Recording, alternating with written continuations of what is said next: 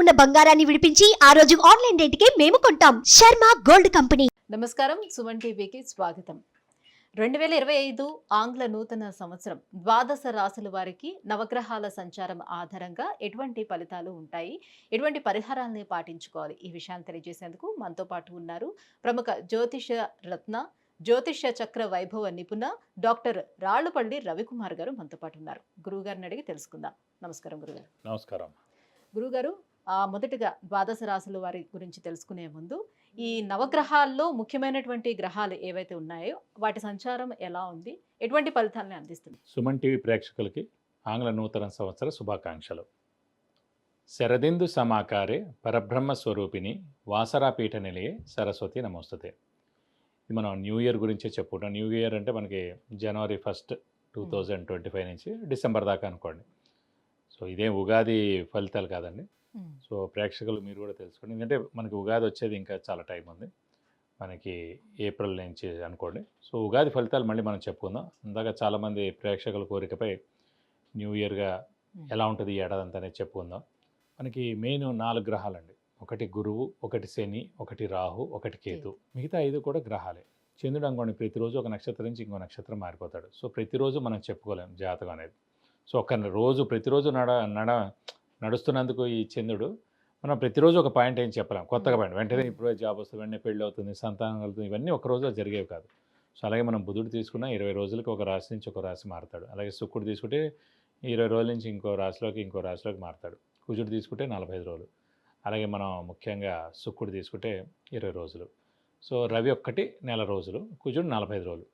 ఇవన్నిటితోటి మనం ప్రతి ఏడాదిలో కూడా వచ్చే మేజర్ మార్పులు చెప్పడం చాలా తక్కువ, కష్టం అనమాట. కష్టం ఇన్ ద సెన్స్ అంత అక్యురేట్గా ఏమి ఉండదు. ఈ జస్ట్ ఈ 20 రోజులు నెలలకి మార్పు మళ్ళీ వెంటనే ఇది జరుగుతుంది, ఇది ఖచ్చితంగా జరుగుతుంది చెప్పడం కన్నా మెయిన్గా మటుకు గురువు, శని, రాహు, కేతు. గురువు సంవత్సర కాలంలో ఒక రాశి నుంచి ఇంకో రాశి మారుతాడు. శని 2.5 సంవత్సరాలకి ఒక రాశి నుంచి ఇంకో రాశిలోకి మారుతారు.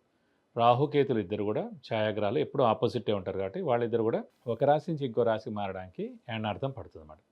వీటిని ఆధారం చేసుకుని చెప్పాలన్నమాట ముఖ్యంగా ఏ విషయం జరిగినా కూడా. కాబట్టి ముఖ్యంగా గురువు వచ్చేసి మనకి 15 మే 2025 నుంచి మనకి ముఖ్యంగా మిథున రాశిలోకి ప్రవేశిస్తున్నాడు. అలాగే శని 30 మార్చ్ 2025 నుంచి మీనరాశిలోకి ప్రవేశిస్తున్నాడు.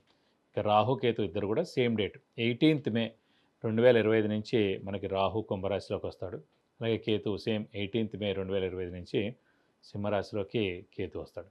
ముఖ్యంగా మొన్న కూడా చెప్పుకున్నాం మనం, అక్టోబర్ 20 తారీఖు నుంచి కుజుడు నీచలో ఉన్నాడండి. సో ఈ కుజుడు నీచత్వం 21 జనవరి 2025 వరకు ఉంది. అంటే ఈ జనవరి 2025 21 తారీఖు దాకా ఉంది. మళ్ళీ ఇంకొకసారి 3rd ఏప్రిల్ 2025 నుంచి 5th జూన్ 2025 వరకు కుజుడు నీచలో ఉంటాడు. సాధారణంగా ఈ కుజుడు మెయిన్గా న్యాచురల్ కెలామిటీస్ కారకుడు, అంటే ఎర్త్క్వేక్. లాస్ట్ టైం మనం ఎందుకో చెప్పుకోలేకపోయాం, ఈ న్యాచురల్ కెలామిటీస్ అనే వర్డ్ వాడడం కానీ చెప్పుకోలేకపోయాం.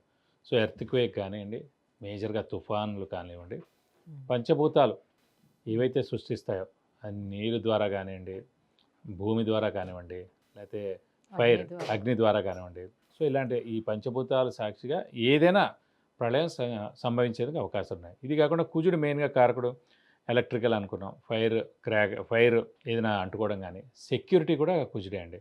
అలాగే సెక్యూరిటీ ల్యాబ్స్ అవ్వడం కానీ, షార్ట్ సర్క్యూట్ అవ్వడం కానివ్వండి, మెయిన్గా వెహికల్ యాక్సిడెంట్స్, అలాగే ఫ్యాక్టరీలో పనిచేసే వాళ్ళు వర్కర్స్ ఉంటారు, ఇండస్ట్రీలో పనిచేసే వర్కర్స్ ఉంటారు, అక్కడ ఏమైనా పేరడం కానీ లేదంటే అంటుపోవడం కానీ, ఇదే కాకుండా ఈ ఎన్కౌంటర్స్ ఇవన్నీ కూడా జరుగుతుంటాయి. ఇలాంటి చోట్ల కూడా అనవసరంగా మన పోలీసులు కూడా కొంతమంది చనిపోవడం జరుగుతుంది, అలాగే ఆర్మీ వాళ్ళు కూడా కొంతమంది చనిపోవడం జరుగుతుంది. కాబట్టి మనకి జూన్ 5వ తారీఖు దాకా ఇలాంటివన్నీ ఉన్నాయండి. ఏప్రిల్ నుంచి జూన్, ఏప్రిల్ ముఖ్యంగా ఏంటంటే జనవరి 21వ తారీఖు దాకా ఉంది. ఆల్రెడీ మనకి 21 అక్టోబర్ నుంచి స్టార్ట్ అయింది 2024 నుంచి జనవరి 21, 2025 వరకు ఉంది. ఇది కాకుండా 3rd ఏప్రిల్ 2025 నుంచి 5th జూన్ 2025 వరకు కూడా కుజుడు నీచలో ఉంటాడు. మళ్ళీ ఇది దాటిపోతే కనుక ఇంకా ఎలాంటి ఇబ్బందులు ఉండమాట. ఇవ్వండి ముఖ్యంగా మెయిన్గా రాహు, కేతు, గురు, శని మనకి ఎక్కడెక్కడ సంచరిస్తారో మెయిన్గా ఈ 2020 సంవత్సరంలో ఇలా ఉంటుంది. గురుగారు, మరి మేషరాశి వారికి ఈ నవగ్రహాల్లో ముఖ్యమైనటువంటి గ్రహాలు గురువు, శని, రాహు, కేతువులు సంచారం ఎలా ఉంది, ఎటువంటి ఫలితాలను అందిస్తున్నాయి ఈ 2025 సంవత్సరానికి? తప్పకుండా అమ్మా. మేషరాశి అనగానే మనకి అశ్విని 1, 2, 3, 4 పాదాలు, భరణి 1, 2, 3, 4 పాదాలు, కృత్తిక 1వ పాదం, ఈ నక్షత్రాల సమూహం మనకి మేషరాశిలోకి వస్తుంది. ఈ రాశి వారికి ప్రస్తుతం అయితే అంటే గురుబలం బాగానే ఉంది. అంటే మనం ఇందాక కూడా చెప్పుకున్నాం 15th మే దాకా 15th మే నుంచి మళ్ళీ గురుబలం తగ్గిపోతుంది. కాబట్టి అలాగే శని బలం కూడా ఇప్పుడు గురుబలం చాలా బాగుందండి ద్వితీయ స్థానంలో ఉండడం వల్లనే. లైక్ కుటుంబ స్థానం, నేత్రస్థానం, వాక్స్థానం, ధనస్థానం అని అంటారన్నమాట ద్వితీయ స్థానం. కాబట్టి కుటుంబం ఏర్పడుతుంది, ధనం బాగా వస్తుంది, అలాగే నేత్రం బాగుంటుంది. నేత్రం ఇన్ ద సెన్స్ ఆరోగ్యం చాలా బాగుంటుందని. అలాగే వాక్ కూడా బాగుంటుంది. వాక్తోటే కదా మనకి మాటతోటే కదా ఏదైనా సరే మంచి ఆ. చేకూర్చుకున్నా కూడా, ధనం సంపాదించినా కూడా, పేరు సంపాదించిన ఏదైనా సరే మన మాట బాగుంటే అన్నీ బాగున్నట్టే మేడం. సో ఇవన్నీ కూడా చాలా బాగుంటాయి. ముఖ్యంగా ఎందుకంటే గురుబలం మనకి 15th మే దాకా ఉంది కాబట్టి. అలాగే మళ్ళీ 30th మార్చి నుంచి ఏంటంటే మనకి ఏళ్ళు నడిచిన స్టార్ట్ అయిపోతుంది. కాబట్టి ఏదైనా సరే మీరు బాగా కష్టపడండి. విద్యార్థులకి ఉన్నత అవకాశం ఉంది ఈ సంవత్సరం. అంటే మెయిన్గా పోటీ పరీక్షలు, కాంపిటేటివ్ ఎగ్జామ్స్ రాయడం కానీ, ఇలా ఎంసెట్ రాయడం కానీ, నీట్ రాయడం కానీ, అంటే సివిల్స్ రాయడం కానీ, గవర్నమెంట్ జాబ్ గ్రూప్ 1 కానీ, గ్రూప్ 2 కానీ, ఏవైనా సరే ఎగ్జామ్స్ రాయడానికి మెయిన్గా కాంపిటేటివ్ ఎగ్జామ్స్ కానివ్వండి, గవర్నమెంట్ ఎగ్జామ్స్ కానివ్వండి, మెయిన్గా ఈ సెట్స్ ఏవైతే ఉన్నాయో అన్ని స్టేట్స్లో ఎవరికైనా సరే ఇండియా మొత్తం నేను చెప్తున్నమాట. కాబట్టి ఇవన్నిటికి కూడా గురుబలం చాలా ఇంపార్టెంట్. అలాగే దాని తోడు మనకి శని బలం కూడా ఉంటే ఇంకా చాలా బాగుంది. కానీ మేష రాశి వారికి మనకి ముఖ్యంగా 15th మే దాకా చాలా అత్యద్భుతంగా ఉంది కాబట్టి విద్యార్థులారా వేస్ట్ చేయకండి సమయం. ఇది సరైన సమయం అన్నమాట. చాలా ఉన్నతమైన సమయం మేషరాశి వారికి. ఎందుకంటే గురు, శని, రాహు, కేతు నలుగురు కూడా ప్రస్తుతానికి చాలా బాగున్నారు కాబట్టి మనకి 15th మే దాకా ఇంకా అత్యద్భుతంగా ఉంది కాబట్టి చాలా బాగా కష్టపడండి.